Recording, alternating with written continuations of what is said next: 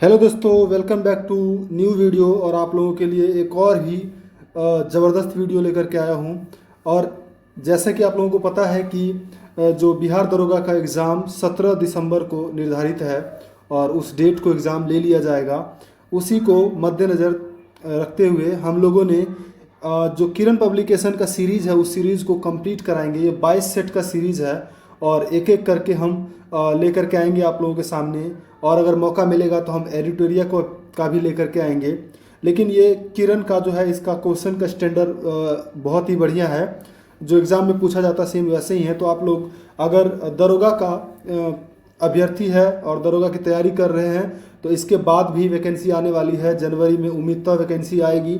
Channel को subscribe कर लेंगे ताकि जो भी सीरीज चलाया जाएगा मेरे द्वारा आपको डायरेक्ट इसका बेनिफिट हो।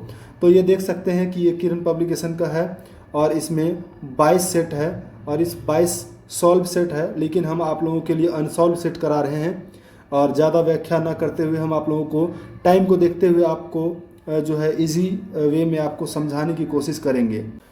तो चलते हम पहले क्वेश्चन पर और देखते हैं कि किस तरह का क्वेश्चन आता है इसमें। बिहार में लगभग कितने परसेंट क्षेत्र पर कृषि कार्य होता है? तो इसका आंसर है 60% क्षेत्र पर। और हम देखते हैं कि भारत के महान्यायवादी को कौन हटा सकता है? जो भारत के महान्यायवादी है उसको कौन हटा सकता है? राष्ट्रपति, राज्यपाल, मुख्य न्यायाधीश और लोकसभा के अध्यक्ष।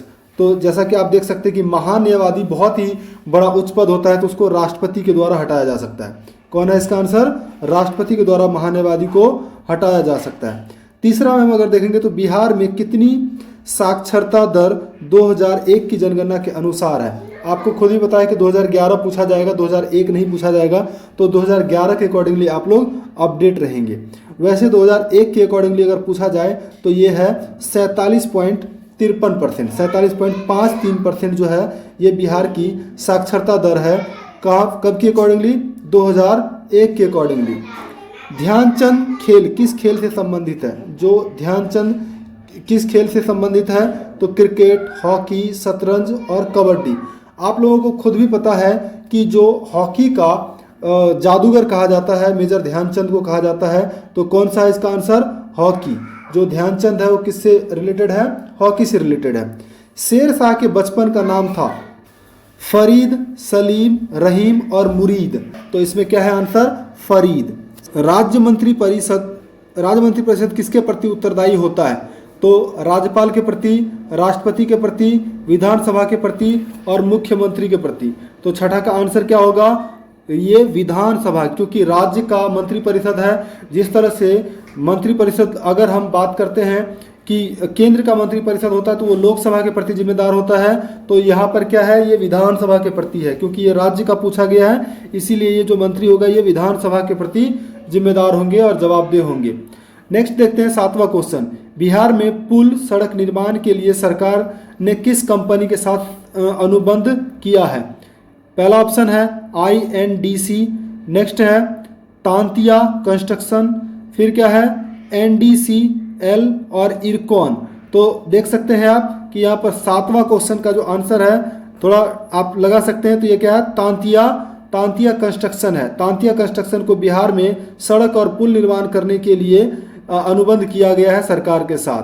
8वां क्वेश्चन अगर हम देखें तो 8वां क्वेश्चन है जूट के उत्पादन में बिहार का कौन सा जिला अग्रगणी है? किशनगंज, पूर्णिया, अररिया और कटिहार। तो आप लोग देख करके बता सकते हैं कि आपको पता है कि पश्चिम बंगाल में सबसे ज़्यादा भारत में सबसे ज़्यादा जो जूट का उत्पादन होता है तो वहाँ से जो लगा हुआ जिला होगा वो उसी के आसपास का होगा। तो देख सकते हैं कि कटिहार है। कौन सा है? कटिहार जिला अग्रगणी है जूट के उत्पादन में बिहार में। ये बिहार की बात हो रही है। नेक्स्ट हम 9th क्वेश्चन को देखते हैं। 9th क्वेश्चन में हमारा क्या है कि 1857 के विद्रोह में बाबू कुंवर सिंह ने बिहार के किस क्षेत्र से नेतृत्व प्रदान किया था? बक्सर, पटना, आरा और मुंगेर। बक्सर, पटना, आरा और मुंगेर। तो कौन सा है? आपको पहले ही पता है कि आरा का बहुत ही बड़ा जमींदार थे वो। तो कौन सा है इसका? तीसरा, आरा से बहुत ही फेमस जमींदार थे जो 80 साल के बूढ़े थे।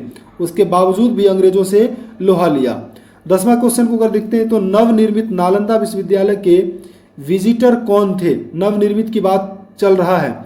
अमर्त्य सेन, नीतीश कुमार, DY पाटिल और APJ अब्दुल कलाम। तो 10वें क्वेश्चन का आंसर आप लोग दे सकते हैं। तो इसका आंसर क्या है? APJ doctor Abdul Kalam. जो 10वां क्वेश्चन है नवनिर्मित नालंदा, जिसको हम न्यू नालंदा बोलते हैं, इसके जो विजिटर थे वो अब्दुल कलाम थे। नेक्स्ट, भारत के महान्यायवादी की नियुक्ति कौन करता है? दूसरा क्वेश्चन क्या था? कौन हटाता है? यहाँ पर है कौन करता है। तो कौन करता है? प्रधानमंत्री, राष्ट्रपति, मुख्य न्यायाधीश और संसद। जो हटाता है वही उसकी नियुक्ति भी करता है। जितने भी प्रमुख संवैधानिक पद है भारत में, उनकी नियुक्ति अधिकतर राष्ट्रपति के द्वारा किया जाता है। तो इसका आंसर 2 है, जो राष्ट्रपति है। क्या है? राष्ट्रपति। भारत का राष्ट्रपति अपना त्यागपत्र किसे सौंपता है? भारत का राष्ट्रपति अपना त्यागपत्र किसे सौंपता है? मतलब अपना जो है इस्तीफा किसको देता है? तो पहला ऑप्शन है लोकसभा अध्यक्ष, प्रधानमंत्री, उपराष्ट्रपति और मुख्य न्यायाधीश। तो इसका आंसर क्या है? हमेशा वो क्या करता है कि अपने से नीचे वाले को देता है। अगर उपराष्ट्रपति को जाना होगा तो वो राष्ट्रपति को देके जाएगा, राष्ट्रपति को जाना होगा तो वो उपराष्ट्रपति को देके जाएगा। तो इसका आंसर कौन सा है? तीसरा है। कौन सा है? उपराष्ट्रपति को अपना इस्तीफा देगा। अगर हम और 13वें में देखते हैं कि भारत के वर्तमान राष्ट्रपति कौन है? आप सब लोगों को पता होगा। APJ अब्दुल कलाम, प्रतिभा पाटिल, डॉक्टर मनमोहन सिंह और सोमनाथ चटर्जी। ये देख सकते हैं, थोड़ा पुराना क्वेश्चन है, लेकिन अगर हम अभी वर्तमान के टाइम का देखेंगे तो यहाँ का कौन सी है? ये द्रौपदी मुर्मू है, जो एक आदिवासी महिलाएं हैं। आप देख सकते हैं ये पुराना क्वेश्चन है, तो यहाँ पर आप इग्नोर कर सकते हैं। नेक्स्ट हम देखते हैं 14th क्वेश्चन। भारत के 23वें सेना प्रमुख कौन बने? भारत के 23वें सेना प्रमुख कौन बने थे? तो अगर हम इसको देखेंगे 14वें को, तो ये कौन सा है? JJ सिंह, अरुण शौरी, विक्रम सिंह और दीपक कपूर। तो इसका आंसर क्या है? दीपक कपूर। इसका आंसर क्या है? दीपक कपूर। नेक्स्ट, भारत के मुख्य न्यायाधीश कौन है? भारत के मुख्य न्यायाधीश कौन है? RC लाहोटी, NK सिंह, बालकृष्ण, इनमें से कोई नहीं। तो अभी आप देख सकते हैं कि इनमें से कोई भी नहीं आंसर है। क्यों? क्योंकि अभी वर्तमान में जो है वो DY चंद्रचूड़ है, भारत के भारत के मुख्य न्यायाधीश। लेकिन यहाँ पर एक भी ऑप्शन आपको दिखाई नहीं दे रहा है, तो आप 4 के साथ जाएंगे। कौन से आंसर के साथ जाएंगे? आप 4 के साथ जाएंगे, क्योंकि DY चंद्रचूड़ वर्तमान टाइम में मुख्य न्यायाधीश है सुप्रीम कोर्ट के। तो नेक्स्ट क्वेश्चन हम देखते हैं। नेक्स्ट क्वेश्चन हमारा है 16। भारतीय राष्ट्रीय कांग्रेस की स्थापना कब हुई थी? कब हुई थी? 1875 में, 1895 में, 1885 में और 1856 में। तो कौन सा है? आपको पता है कि 1885 में किसके? A.O. ह्यूम के द्वारा किया गया था इसकी स्थापना भारतीय राष्ट्रीय कांग्रेस की। 17वां देखते हैं, व्यापगत का सिद्धांत से कौन संबंधित है? व्यापगत का सिद्धांत से कौन संबंधित है? तो कौन है? Lord Canning, Lord Cornwallis, Lord Minto और लॉर्ड डलहौजी। व्यापगत का मतलब वही है कि जिससे जबरन कब्जा कर लिया जाता था। तो ये क्या है? 4th लॉर्ड डलहौजी संबंधित है, क्योंकि ये जो है कोलैप्स की नीति यही हड़प की नीति यही लाया गया था, और इसी को व्यापगत की नीति बोला जाता है। इसी को हम क्या बोलते हैं? व्यापगत की नीति। अब 18वां क्वेश्चन अगर हम देखेंगे तो भारत का प्रथम वायसराय कौन था? Warren Hastings, William Bentinck, Lord Dalhousie और लॉर्ड कैनिंग। तो कौन है? Lord Canning. पहला वायसराय ये बना था, कौन था? Lord Canning. Next, dry breaker शब्द किस खेल से संबंधित है? टेनिस से, फुटबॉल से, हॉकी से और 2N3 दोनों से। तो ये 19वां क्वेश्चन का आंसर कौन सा है? ये दोनों से है। जो ड्राई ब्रेकर है, ड्राई ब्रेकर 2 और 3 दोनों से है। ड्राई ब्रेकर ये फुटबॉल से भी संबंधित है और हॉकी से भी संबंधित है। फुटबॉल और हॉकी दोनों से संबंधित है। प्राचीन नालंदा विश्वविद्यालय का संस्थापक कौन था? आप लोगों को खुद ही पता होगा कौन है। तो धर्मपाल, चंद्रगुप्त द्वितीय, समुद्रगुप्त और कुमारगुप्त। तो आप देख करके आंसर बता सकते हैं कौन सा है? कुमारगुप्त। कुमारगुप्त नालंदा विश्वविद्यालय की स्थापना किया था। 21वां क्वेश्चन को हम देखें। तो मुंगेर निम्नलिखित में से किसकी राजधानी थी? मीर कासिम की, कुंवर सिंह की, सिराजुद्दौला की और बिरसा मुंडा की। आप लोगों को पहले ही पता है कि मीर कासिम ने अपने राजधानी को हस्तांतरित किया था। कहाँ पर हस्तांतरित किया था? मुंगेर किया था। तो किसकी है ये? मीर कासिम की। 22वां क्वेश्चन को देखते हैं। गुरु गोविंद सिंह की माता का नाम क्या था? गुरु गोविंद सिंह की माता का नाम क्या था? तो बीबी जैला, रानी दिद्दा, कजरी देवी, इनमें से कोई नहीं। तो यहाँ पर आपको दिख रहा है कि उसके माता का नाम इनमें से कोई नहीं है। तो ये चौथा आंसर आप लोगों को सही है। 23वां क्वेश्चन को अगर हम देखते हैं कि फणीश्वर नाथ रेणु का जन्म कहाँ हुआ था? पटना में, भागलपुर में, पूर्णिया में और मुंगेर में। आप लोगों को पहले ही पता है कि फणीश्वर नाथ की जो मैला आंचल उपन्यास है बहुत ही ज़्यादा फेमस है और इसका आंसर जो है पूर्णिया जिला है। आंसर है तीसरा है। हम 24वां क्वेश्चन को देखते हैं कि कामायनी पुस्तक के रचयिता कौन थे? कामायनी पुस्तक के रचयिता कौन थे? जयशंकर प्रसाद, रामधारी सिंह दिनकर, महादेवी वर्मा और हरिवंश राय बच्चन। तो आप देख करके आंसर बता सकते हैं कि कौन है। जयशंकर प्रसाद का ही फेमस रचना का नाम है कामायनी। नेक्स्ट 25वां क्वेश्चन देखते हैं कि अर्थशास्त्र पुस्तक किसने लिखा? चंद्रगुप्त मौर्य ने, कौटिल्य ने, आर्यभट्ट ने और कनिष्क ने। तो आपको दिख रहा है कि यहाँ पर जो हमारा कौटिल्य आंसर है, जिसको हम चाणक्य भी बोलते हैं, तो इसी के द्वारा लिखा गया था। इसका और भी दूसरा नाम था विष्णुगुप्त, भी इन्हीं को बोला जाता था। तो ये नाम आप लोगों को याद रखना है। नेक्स्ट हम देखते हैं। नेक्स्ट हमारा 26वां क्वेश्चन है।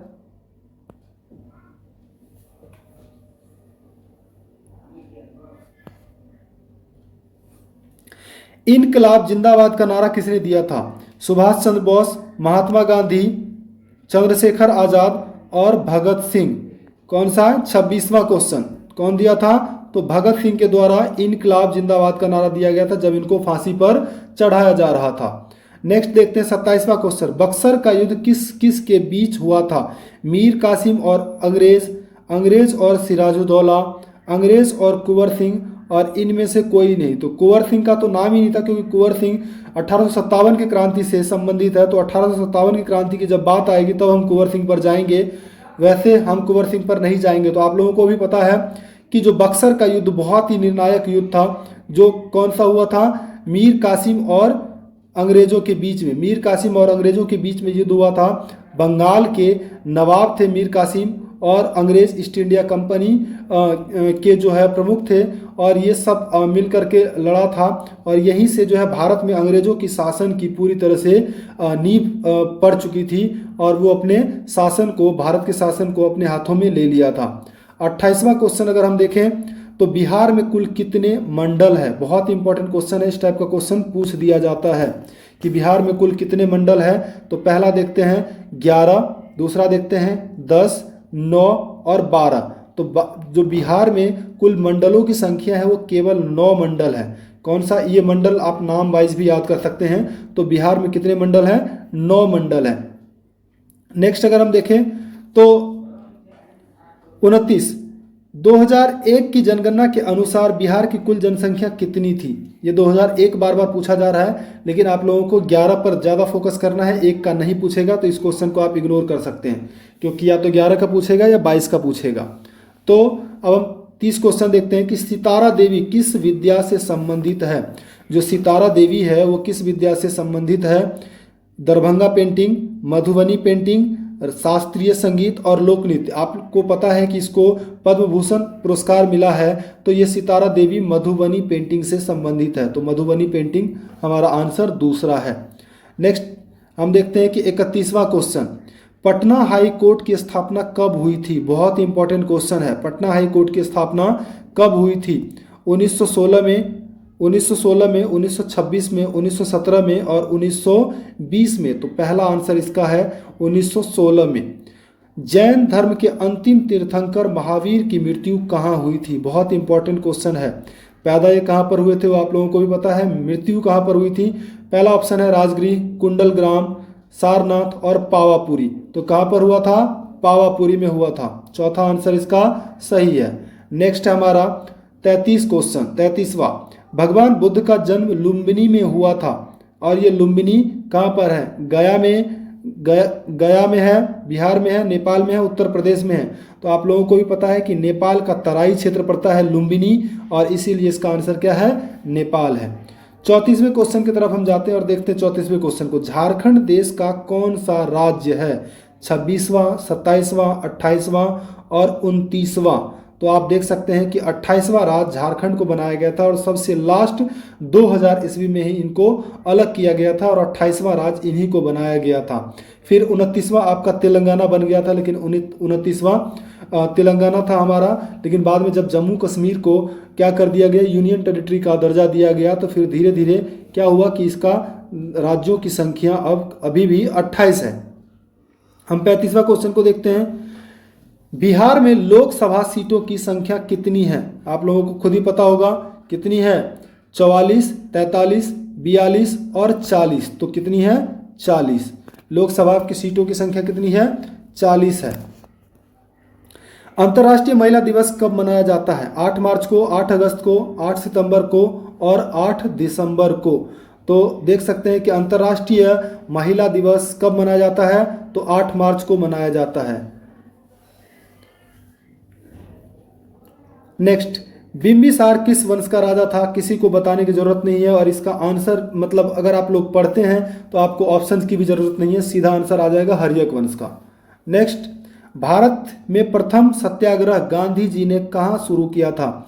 हजारीबाग, चंपारण, साबरमती, बम्बई। तो कहाँ से शुरू किया था? चंपारण से। आपको पता है कि जो नील के किसान थे, नील किसान की जो शोषण हो रहा था उनको खत्म करने के लिए इनको बुलाया गया था और राजकुमार शुक्ल के द्वारा बुलाया गया था। ये भी आप लोगों को याद रखना है। 39वां क्वेश्चन देखते हैं। भारतीय स्टेट बैंक ने हाल ही में भारत के बाहर कहां अपनी नई शाखा खोली है? भारत की बाहर की बात चल रही है तो वियतनाम, इजराइल, डेनमार्क और स्विट्जरलैंड। तो 39वां क्वेश्चन है, बता सकते हैं तो इजराइल में, क्योंकि इजराइल के साथ भारत का बहुत ही अच्छा संबंध है। तो इजराइल में भारत ने अपना एसबीआई का शाखा खोला है। नेक्स्ट हम 40 क्वेश्चन देखते हैं। सार्क का सबसे नया सदस्य है। सार्क का सबसे नया सदस्य भारत, पाकिस्तान, भूटान और अफगानिस्तान। देख सकते हैं आप और बता सकते हैं इसका आंसर है अफगानिस्तान। अफगानिस्तान को हाल ही में सार्क का नया सदस्य बनाया गया है। नेक्स्ट है 41वां, संयुक्त राष्ट्र संघ यूएनओ का मुख्यालय कहाँ है? आप लोग खुद ही बता सकते हैं कि यूएनओ का मुख्यालय कहाँ पर है? वॉशिंगटन डीसी में। नेक्स्ट है हमारा 42 क्वेश्चन, शिवाजी को किसने कैद कर लिया था? आपको खुद ही पता होगा, औरंगजेब के द्वारा शिवाजी को कैद कर लिया गया था। महात्मा गांधी कब भारतीय कांग्रेस के अध्यक्ष बने थे? महात्मा गांधी कब भारतीय कांग्रेस के अध्यक्ष बने थे? 1916 में, 1919 में, 1924 में और 1934 में। तो इसका आंसर तीसरा है, 1924 में गांधी जी के द्वारा अध्यक्षता किया गया था कांग्रेस का। बंगाल का विभाजन हुआ था। बंगाल का विभाजन कब हुआ था? 1911 में, 1905 में, 1909 में और इनमें से कोई नहीं। 44 का आंसर कौन सा होगा? 1905 में बंगाल का विभाजन किया गया था। नेक्स्ट हम देखते हैं 45वां क्वेश्चन, राज्यसभा और लोकसभा की संयुक्त बैठक कौन बुलाता है? राष्ट्रपति, प्रधानमंत्री, लोकसभा का अध्यक्ष और राज्यसभा का अध्यक्ष। तो कौन बुला सकता है? कौन बुला सकता है? एक ही बुला सकता है। राष्ट्रपति के अनुशंसा पर ही इनको क्या बुलाया जाता है? ज्वाइंट सेशन का प्रावधान किया गया है। नेक्स्ट हम देखते हैं 46वां क्वेश्चन, एक व्यक्ति ग्राम पंचायत की सदस्यता, एक व्यक्ति ग्राम पंचायत की सदस्यता इसकी जो के लिए चुनाव लड़ना चाहता है उसकी उम्र कितनी होनी चाहिए? उसकी उम्र कितनी होनी चाहिए? 18 वर्ष या उससे ऊपर, 19 वर्ष या उससे ऊपर, 21 वर्ष या उससे ऊपर, कम से कम 25 वर्ष। तो आप लोगों को पता है कि जो 25 वर्ष है ये विधानसभा के लिए है, जो 21 वर्ष है ये आपके स्थानीय चुनाव के लिए ये न्यूनतम निर्धारित किया गया है। ठीक है। नेक्स्ट हम 47वां क्वेश्चन देखते हैं, नेताजी सुभाष चंद्र बोस राष्ट्रीय खेल संस्थान कहाँ स्थित है? लखनऊ में, नई दिल्ली में, झांसी में और पटियाला में। तो देख करके आप बता सकते हैं आंसर कहाँ पर है ये? तो पटियाला में। इसका आंसर कौन सा है? पटियाला में है। नेक्स्ट हम देखते हैं 48वां क्वेश्चन, जसपाल राणा का नाम निम्नलिखित खेलों में से किस खेल से संबंधित है? जसपाल राणा कौन थे? जसपाल राणा मुक्केबाजी से, निशानेबाजी से, तीरंदाजी से, भारोत्तोलन से। तो जो जसपाल राणा है वो निशानेबाजी से संबंधित है और ये निशानेबाजी खेल से संबंधित है ये। हम नेक्स्ट देखते हैं 49वां क्वेश्चन। राजा भोज निम्नलिखित में से किस राजवंश से संबंधित थे? गुर्जर से, परमार से, करकोटा से और उत्पल से। तो आंसर दे सकते हैं आप लोग। कौन सा आंसर है इसका? परमार वंश के बहुत ही प्रसिद्ध राजा था राजा भोज, तो परमार वंश से संबंधित थे। 50वां क्वेश्चन देखते हैं। दिल्ली के लाल किले में स्थित मोती मस्जिद को किसने बनवाया था? दिल्ली के लाल किले में स्थित मोती मस्जिद को किसने बनवाया था? शेर शाह, औरंगजेब, बहादुर शाह जफर और शाहजहां के द्वारा। तो देख सकते हैं आपका आंसर जो है कौन बनवाया गया था? औरंगजेब के द्वारा यहाँ पर मस्जिद बनाया गया था। मोती मस्जिद औरंगजेब ने बनवाया था। 51वां क्वेश्चन देखते हैं हम यहाँ पर। वर्ष 1857 में मेरठ में प्रथम सिपाही विद्रोह की आग किस दिन भड़की थी? ये दिन की बात पूछ दिया है तो आप लोगों को थोड़ा सतर्क रहना है, ठीक है। तो इसका आंसर देखते हैं 10 मई, 18 मई, 10 मई, 18 मई, 25 मई और 11 मई। तो 10 मई के दिन ही क्या था कि मेरठ में हिंसा भड़की थी 1857 में। महात्मा गांधी की हत्या नाथूराम गॉडसे ने निम्नलिखित में से किस दिन किया था? दिन पूछा गया है यहाँ पर। 1948 में किया गया था, लेकिन कब किया गया था ये आप लोगों को याद रखना है। कब किया गया था? 25 अगस्त 1947। तो किया ही नहीं था क्योंकि हमें आज़ादी ही मिला था 15 अगस्त को और तुरंत हत्या नहीं हुआ था। 2 अक्टूबर 1948, 31 दिसंबर 1948 और 30 जनवरी 1948। 30 जनवरी को इनकी जो वर्षी मनाया जाता है गांधी जी का, तो 30 जनवरी 1948 को इनकी गोली मारकर के प्रार्थना में हत्या कर दिया गया था। हाल ही में भारत के किस पड़ोसी देश ने राजतंत्र की समाप्ति कर गणतंत्र की स्थापना किया है? तो कौन सा किया है? म्यांमार ने, श्रीलंका ने, नेपाल ने और पाकिस्तान ने।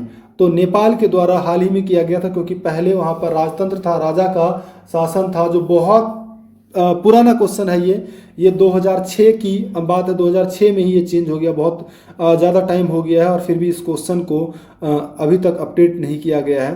तो ये देख सकते हैं कि इसका आंसर कौन सा है? नेपाल है। नेक्स्ट हम देखते हैं 54वां क्वेश्चन। राज्यसभा का सदस्य निर्वाचित होने के लिए आवश्यक न्यूनतम उम्र कितने होना चाहिए?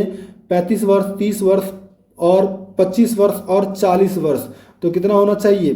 30 वर्ष इसके लिए। और राष्ट्रपति के लिए जो होना चाहिए वो 35 वर्ष होना चाहिए, जबकि राज्यसभा के लिए कितना होना चाहिए? 30 वर्ष होना चाहिए। तो इसको आप लोगों को ध्यान रखना है। नेक्स्ट हम 55वां क्वेश्चन देखते हैं। 55 क्वेश्चन। वर्ष 2010 में आयोजित होने वाले कॉमनवेल्थ खेलों की मेजबानी किसने की थी? कॉमनवेल्थ खेलों की मेजबानी किसने की थी? चीन, श्रीलंका, पाकिस्तान और भारत। तो कौन सा हमारा आंसर है? भारत के द्वारा किया गया था। आपको पता है कि 2010 में कॉमनवेल्थ हुआ था दिल्ली में और दिल्ली के खेल गांव में हुआ था ये कॉमनवेल्थ। तो भारत इसका आंसर है। वर्ष 2008 में हुए ओलंपिक खेलों का आयोजन स्थल कहाँ था? कहाँ था आयोजन स्थल? भारत में, इंग्लैंड में, चीन में और पाकिस्तान में। तो 56 का आंसर हमारा कौन सा है? चीन में। नेक्स्ट देखते हैं कि श्वेत क्रांति का संबंध किस क्षेत्र से है? दूध से, अंडा से, रेशम से और मछली से। तो श्वेत क्रांति, इसको हम ऑपरेशन फ्लड के नाम से भी जानते हैं। ये आपका पहला आंसर है, दूध से संबंधित है। और इसकी जो शुरुआत किया गया था वर्गीस कुरियन के द्वारा किया गया था। तो इसको भी आप लोग याद रख सकते हैं। नेक्स्ट हमारा 58 क्वेश्चन है। WWE के भागीदार द ग्रेट खली का असली नाम क्या है? कुलदीप सिंह राणा, शेर सिंह राणा और दलीप सिंह राणा और रामेश्वर सिंह राणा। तो 59 का क्वेश्चन कौन सा है? दलीप सिंह राणा। तो दलीप सिंह राणा जो ग्रेट खली है उनका ओरिजिनल नाम है। नेक्स्ट हम 60वां क्वेश्चन देखते हैं। पंडित रविशंकर का संबंध निम्नलिखित में से किस वाद्य वादन से है? सितार से, शहनाई से, तबला से और वायलिन से। तो किससे है? पंडित रविशंकर का संबंध सितार से है। तो देख सकते हैं इसका आंसर सितार है। 61वां की बात करते हैं। किसे लोकनायक कहा गया है? आप सभी लोगों को पता है कि लोकनायक किसे कहा गया है? जैसे ऑप्शन है गांधी जी, राम मनोहर लोहिया, बाल गंगाधर तिलक, जयप्रकाश नारायण। तो लोक नायक के नाम से प्रसिद्ध जयप्रकाश नारायण है। ठीक है, तो जयप्रकाश नारायण आपका आंसर है। और नेक्स्ट हम देखते हैं 62वां क्वेश्चन, बुलंद दरवाजा निम्नलिखित में से किसे कहा गया है? बुलंद दरवाजा, बुलंद दरवाजा आप लोगों को पता है कि दिल्ली, आगरा, फतेहपुर सीकरी और जयपुर। तो जो फतेहपुर सीकरी है उसी को हम बुलंद दरवाजा के नाम से भी जानते हैं। फतेहपुर सीकरी ही बुलंद दरवाजा है। 63वां क्वेश्चन हम देखते हैं कि एक लंबे अंतराल के बाद भारत एवं बांग्लादेश के बीच कौन सी रेलगाड़ी चलाई? समझौता एक्सप्रेस, सद्भावना एक्सप्रेस,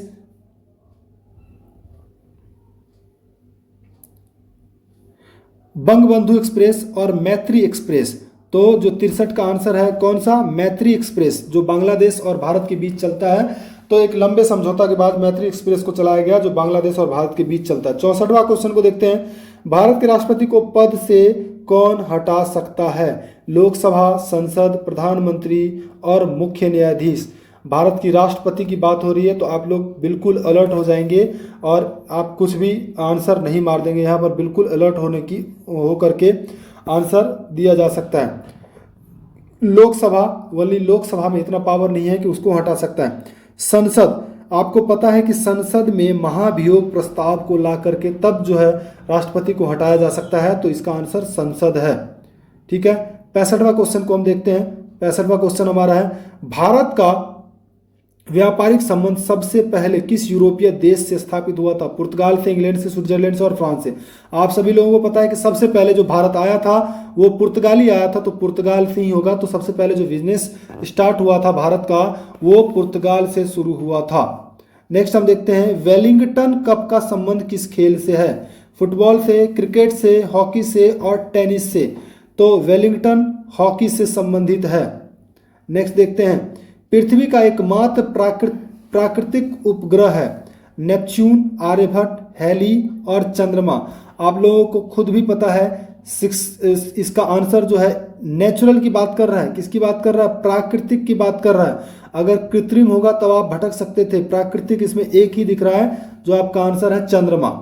जातक पवित्र ग्रंथ है? जातक कौन से धर्म की पवित्र ग्रंथ है? वैष्णवों के, जैनों के, बौद्धों के और शैवों के। तो जो बौद्ध है, बौद्धों के ही ग्रंथ है, पवित्र ग्रंथ है जातक। ठीक है, नेक्स्ट हम देखते हैं 69, स्वेज नौ परिवहन नहर भूमध्य सागर को किसके साथ जोड़ता है? अटलांटिक महासागर से, प्रशांत महासागर से, उत्तरी महासागर से और लाल सागर से।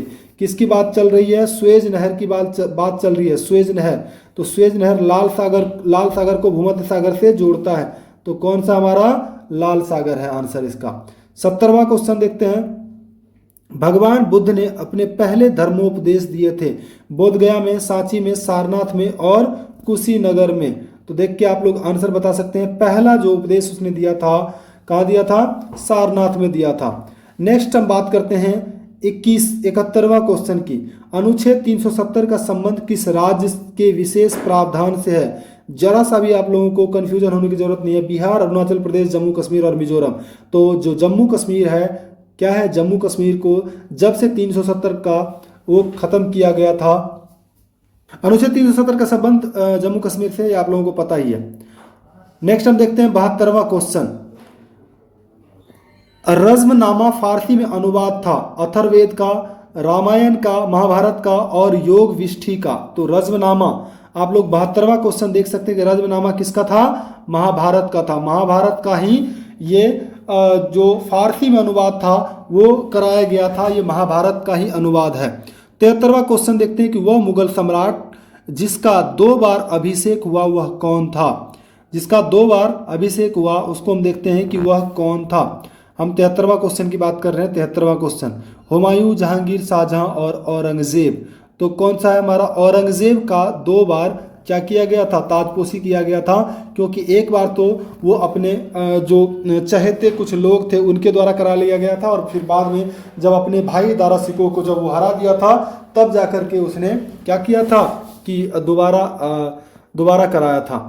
74वां क्वेश्चन देखते हैं, अंग्रेजों को सुनहरा फरमान कब प्रदान किया गया था? ये सुनहरा फरमान क्या है कि इसको बिना कर चुकाए हुए इनको व्यापार करने की आज़ादी दिया गया था, इसीलिए हम इसको सुनहरा फरमान बोलते हैं। तो ये कब इनको दिया गया था? तो ये दिया गया था इनको 1611 में, 1632 में, 1717 में और 1765 में। तो आप लोग देख करके जो 74 क्वेश्चन का आंसर है कब दिया गया था? 1632 में इनको दिया गया था सुनहरा फरमान। तो इसको आप लोग बिल्कुल भी इग्नोर नहीं करेंगे और ध्यान रखेंगे। पुर्तगालियों ने गोवा पर अधिकार कब किया था? पुर्तगालियों के द्वारा गोवा पर अधिकार कब किया गया था? 1500 में, 1510 में, 1508 में और 1502 में। तो 1510 में पुर्तगालियों द्वारा गोवा पर जो अपना कब्जा था वो कब्जा किया गया। अब हम सामान्य विज्ञान के कुछ क्वेश्चन देखते हैं। हम 76वां क्वेश्चन देखते हैं जो सामान्य विज्ञान से है। रेशम किससे उत्पन्न होता है? रेशम के कीड़े के अंडे से, रेशम के कीड़े के प्यूपा से, रेशम के कीड़े के लार्वा से, रेशम के कीड़े से। तो इसका आंसर आप लोग दे सकते हैं। जो 76 का आंसर है वो 76 का आंसर क्या होना चाहिए आप लोगों के हिसाब से? तो आपको पता है कि जो रेशम के कीड़े का जो प्यूपा है उस प्यूपा से ही इसका निर्माण होता है। 77वां क्वेश्चन हम देखते हैं कि मोबाइल सेलफोन के काम करने के लिए निम्नलिखित में से कौन सा आवश्यक है? कौन सा है? काम करने की अनुकूल हैंडसेट, सेवा प्रदाता नेटवर्क, सिम कार्ड और उपरोक्त सभी। तो इसका आंसर जो 77 का आंसर है क्या होना चाहिए? काम करने में अनुकूल हैंडसेट भी है, सेवा प्रदाता नेटवर्क भी है, सिम कार्ड भी इसमें लगता है। तो इसका आंसर उपरोक्त सभी होगा। नेक्स्ट हम 78वां क्वेश्चन देखते हैं। निम्नलिखित में से कौन से पर्सनल कंप्यूटर के कुंजी पटल की कुंजी परंपरागत टाइपराइटरों में उपलब्ध नहीं है? टैब, स्पेस बार, एंटर और बैक स्पेस। तो आप लोग देख सकते हैं 78वां क्वेश्चन का आंसर क्या होना चाहिए? तो एंटर जो है ये कुंजी पटल के उसमें शामिल नहीं आता है, ये अलग है। हम नेक्स्ट देखते हैं 79 क्वेश्चन। निम्नलिखित शब्दों में से कौन सा शब्द इंटरनेट कार्यप्रणाली से संबंधित है?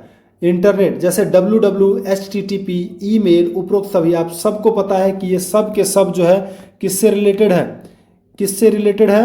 ये सब के सब ये इंटरनेट से रिलेटेड है। तो आपका www भी है, आपका HTTP भी है और ईमेल भी है। तो इसका आंसर 4 होगा, उपरोक्त सभी।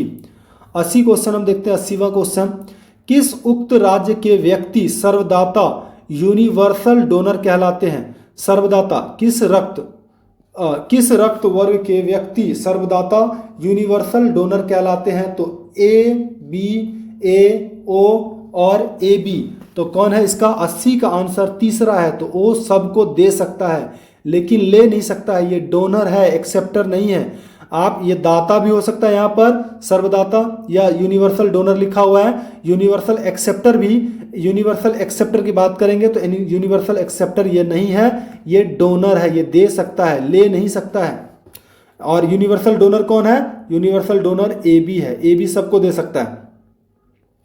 नेक्स्ट हम बात करते हैं 81वें क्वेश्चन से। तने की कटाई का प्रयोग निम्नलिखित में से पुनः उगाने के लिए किया जाता है? कपास, केला, पटसन और गन्ना। आप आंसर देख करके बता सकते हैं। जो 81 क्वेश्चन है इसका आंसर है 4। ये जो इसकी तने को काट करके दूसरे जगह लगा दिया जाता है ये केवल गन्ना में होता है। नेक्स्ट हम देखते हैं 82 क्वेश्चन। एड्स का संपूर्ण रूप है, आपको पहले ही क्या है देख सकते हैं कि एड्स का फुल फॉर्म है एक्वायर्ड इम्यूनी डिफिशियंसी डिजीज। तो ये आप एक्वायर्ड इम्यूनी डिफिशियंसी सिंड्रोम होता है। तो आप देख सकते हैं कि कहाँ पर आपको सिंड्रोम दिख रहा है। तो डिजीज लास्ट में डी नहीं है, तो डिफिशियंसी सिंड्रोम आपको एक्वायर्ड इम्यून डिफिशियंसी सिंड्रोम। तो ये आप लोग देख करके बता सकते हैं कि जो इसका आंसर है वो कौन सा है? Acquired immune deficiency syndrome. यहाँ पर डिसीज है, यहाँ पर डिफिशियंट है तो डिफिशियंसी है, यहाँ पर देख सकते हैं। तो तीसरा आंसर इसका सही है। नेक्स्ट हम बात करते हैं 83 क्वेश्चन की। 83 क्वेश्चन, दूध के फटने पर कौन सा एसिड उत्पन्न होता है? टार्टरिक एसिड, बटग्रीड एसिड, लैक्टिक एसिड और एसिटिक एसिड। तो 83वें क्वेश्चन की आंसर आप देख सकते हो। तो कौन सी है, क्योंकि दूध में कौन सा एसिड पाया जाता है, लैक्टिक एसिड है, तो लैक्टिक एसिड तो मिलेगा, एसिड थोड़ी ना बदलेगा, तो ये आपका कौन सा है, लैक्टिक एसिड है। नेक्स्ट हमारा, संतरे किसके प्रबल स्रोत है, कार्बोहाइड्रेट के, वसा के, प्रोटीन के और विटामिन के। संतरे की बात चल रहा है, 84 क्वेश्चन। तो ये विटामिन के, आपको पता है कि विटामिन सी होता है इसमें, तो ये विटामिन के प्रमुख स्रोत है, संतरा विटामिन के प्रमुख स्रोत है। नेक्स्ट हम देखते हैं 85वें क्वेश्चन। 85 क्वेश्चन, इनमें से कौन सा रोग मच्छरों से होने वाला रोग नहीं है, इनमें से कौन सा रोग मच्छरों से होने वाला रोग नहीं है। तो डेंगू बुखार, मलेरिया, फाइलेरिसिस और घेंघा। तो आप लोगों को पता है कि ये तीनों के तीनों ये मच्छर से होने वाला रोग है, लेकिन ये घेंघा जो है ये आयोडीन की कमी से होने वाला रोग है, तो घेंघा आपका आंसर होगा। ये रोग जो है इसका आंसर है, घेंघा रोग मच्छर से नहीं होता, और यहाँ नहीं पर आप लोगों को ध्यान देना है। नेक्स्ट 86 क्वेश्चन, निम्न यंत्र से विद्युत धारा का मापन करते हैं। विद्युत धारा का मापन किससे करते हैं, वोल्ट मीटर से, एनीनोमीटर से, कंप्यूटर से और एमीटर से। तो इसका आंसर एमीटर है। कौन है, एमीटर के द्वारा किया जाता है। नेक्स्ट हमारा 87 क्वेश्चन, डायनमो वह यंत्र है जो निम्न को परिवर्तित करता है, उष्मीय ऊर्जा को वैद्युत ऊर्जा में, यांत्रिक ऊर्जा को वैद्युत ऊर्जा में, चुंबकीय ऊर्जा को वैद्युत ऊर्जा में, इनमें से कोई नहीं। तो यहाँ पर हम देखते हैं कि इनमें से कौन सा आंसर इसका जो है आंसर है। तो ये देख सकते हैं कि डायनमो वह यंत्र है जो क्या करता है कि यांत्रिक ऊर्जा को, ये क्या करता है, यांत्रिक ऊर्जा को विद्युत में बदलता है। देखते हो कि डायनमो जब घूमता है जनरेटर के द्वारा, मशीन के द्वारा जब डायनमो को घुमाया जाता है, तो वो मशीन जब घूमता है, चलता है, तो चलने के बाद उसमें विद्युत ऊर्जा उत्पन्न होता है। तो ये आप देख सकते हैं। नेक्स्ट हम 88वां क्वेश्चन देखते हैं। 88वां क्वेश्चन देखते हैं, गैल्वेनीकृत लोह चादरों पर निम्न की परत चढ़ी होती है। जो गैल्वेनीकृत लोह चादर है पर निम्न की परत चढ़ी होती है, टिन की, सीसा की, जस्ता की और क्रोमियम की। तो जो गैल्वेनीकृत में जो यूज किया जाता है वो जस्ता का यूज किया जाता है। तो आंसर आपका तीसरा आंसर है जस्ता। कौन सा आंसर है, जस्ता का आंसर है, जस्ता आपका तीसरा आंसर है। नेक्स्ट हम 89 क्वेश्चन बात करते हैं, पृथ्वी में उपलब्ध सबसे कठोरतम पदार्थ है, प्लेटिनम, हीरा, स्फटिक और सोना। क्या है आपके अकॉर्डिंगली कौन सा होना चाहिए। तो अभी तक जो वर्तमान में है ये हीरा को माना गया है इस ऑप्शंस के अकॉर्डिंगली, लेकिन हीरा से भी कठोर धातुएं वर्तमान में है, उसका नाम आप लोग खुद कमेंट में सर्च करके बता सकते हैं। आप खुद जो अब नया आ चुका है, अभी इस ऑप्शंस के अकॉर्डिंगली अगर हम बात करेंगे तो यहाँ पर हीरा ही कठोरतम पदार्थ है, लेकिन इससे हीरा से भी कठोरतम पदार्थ है, वो आप लोग कमेंट में बताएंगे कि वो पदार्थ कौन सा है। नेक्स्ट हम बात करते हैं 90 क्वेश्चन की।